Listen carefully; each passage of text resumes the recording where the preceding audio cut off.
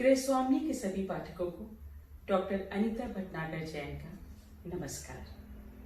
गृहस्वामी कितना प्यारा सा शब्द है, अपने आप में अपनत्व और सशक्तिकरण को समेटे हुए। वैसे तो नंदन, कादम्बिनी, हिंदुस्तान टाइम्स और नेशनल बुक ट्रस्ट के माध्यम से मेरे करीब 50 से अधिक प्रकाशन हुए हैं, लेकिन गृहस्वामी के पाठकों के साथ ये मेरा पहला ताल्लुक है। मैं मुख्यतः पर्यावरण और बच्चों के लिए लिखती हूँ। हिंदी के अलावा अंग्रेजी, सिंधी, उर्दू, पंजाबी और फ्रेंच में भी मेरी कुछ कहानियां का अनुवाद हुआ है। मैं भारतीय प्रशासनिक सेवा से हूँ और उसके फलस्वरूप उसके कुछ अनुभवों की छाप भी शायद आपको मेरी कहानियों में मिलेगी। मैं गृहस्वामी को विशिष्ट बधाई देना चाहती हूँ, क्योंकि उनके माध्यम से न केवल राष्ट्रीय स्तर पर परंतु अंतर्राष्ट्रीय स्तर पर विभिन्न देशों में हम सब एक सूत्र में बंधे हैं। मैं आज आप सबके समक्ष अपनी सबसे प्रिय कहानी प्रस्तुत करने जा रही हूँ, दिल्ली की बुलबुल।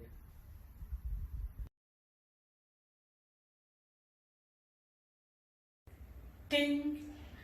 लल्लू बुलबुल ने जम्हाई लेते हुए सोचा, इतनी रात को व्हाट्सएप पर किसका मैसेज? उसकी छोटी बहन चिन्नू के यहाँ क्या हो गया?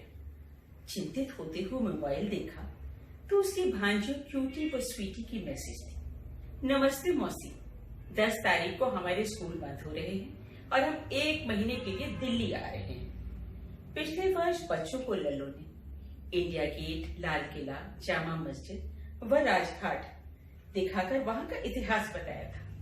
बच्चों को मजा भी आया था और घूमने के बहाने अपनी विरासत की जानकारी भी हो गई थी। पर आज तो लल्लू की नींद उड़ गई।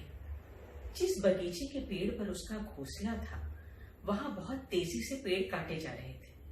सुना था किसी ने गलत तरीके से वहां पर शॉपिंग मॉल का नक्शा पास करा दिया है।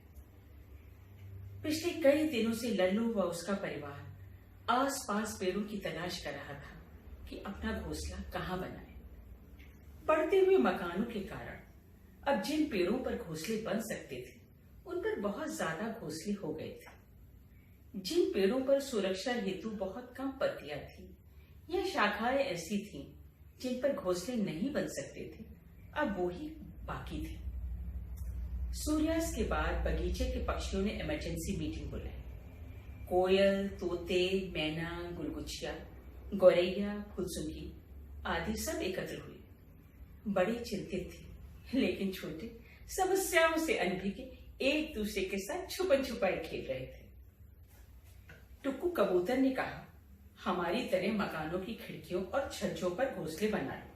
अगर इंसान हम सब के पेड़ काटकर बिल्डिंग बना रहा है, तो हमारा भी तो उनके घरों पर अधिकार है। आखिर हम सब कहाँ जाएंगे? कल्लो कोयल बोली, तुम कबूतर निडर हो, पर हमें इंसानों से डर लगता है। गौरैया और बाकी चिड़ियों ने भी सहमति में सर हिलाया। कजरी मैना बोली, हम अंडे कहाँ देंगे? हमारे बच्चे कहाँ बड़े होंगे? ऐसे तो हम सबका वंश ही समाप्त हो जाएगा। चतुर कौवा, जो बड़ी शांति से सबकी बात सुन रहा था, बोला, अगर पक्षी समाप्त हो गए तो मनुष्य भी अंततः समाप्त हो जाएगा। सृष्टि में हम सब की भूमिका है, हम एक दूसरे के बिना कुछ भी नहीं। मनुष्य स्वार्थी है। अगर उसको लगा कि बगीचा उसके फायदे का है, तो वो जरूर कुछ करेगा। छुटकी गौरैया बोली, बगीचे के आसपास के सब नाना नानी, दादा दादी रोज टहलते हैं, घंटों तक एक दूसरे के साथ बेंच पर बैठकर बातें करते हैं और हाँ, हमें रोटी भी खिलाते हैं। फुलसुंगी बोली, बगीचे के बीच की खाली जगह में बच्चे दौड़ते हैं, क्रिकेट और बैडमिंटन खेलते हैं। आजकल जो बच्चे खेलते नहीं हैं, वो गेंद की तरह मोटे होते जा रहे हैं। वीना नानी कह रही थी, पिज्जा, बर्गर और कोल्ड ड्रिंक से ही उनका नाती गोल मटोल और सुस्त हो गया है, पढ़ता भी नहीं। मिठू तोता बोला, मुद्दे पर आओ, करना क्या है? कौवा बोला, रचना दीदी आरटीआई में सूचना मांगती है, दीदी से ही कुछ मदद मिल सकेगी। अगली सुबह रचना दीदी जब छत पर चिड़ियों को दाना डालने गई, तो अवाक रह गई। मुंडेर पर छत के कोने में कपड़ों की रस्सी पर सब अलग अलग तरह की चिड़ियों के झुंड बैठे थे। इतने पक्षी तो कभी उनकी छत पर नहीं आते थे। हर तरह की चिड़ियों का झुंड अपने साथ एक घोंसला लाया था। सब पक्षी चुप थे, मानो कुछ कहना चाह रहे हो। फिर चतुर कौवे ने एक छोटे से घोंसले को मुंह में लेकर दीदी के पैरों के पास धीमे से रख दिया। कुछ दिन बाद अखबार में खबर छपी थी, मॉल का गलत नक्शा पास कराने वाले लोगों को सजा। कॉलोनी में रहने वाले सभी लोग अब बगीचे का आनंद उठा सकेंगे। लल्लू बुलबुल बहुत प्रसन्न थी।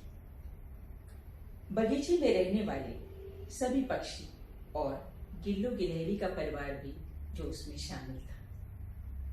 धन्यवाद। नमस्कार।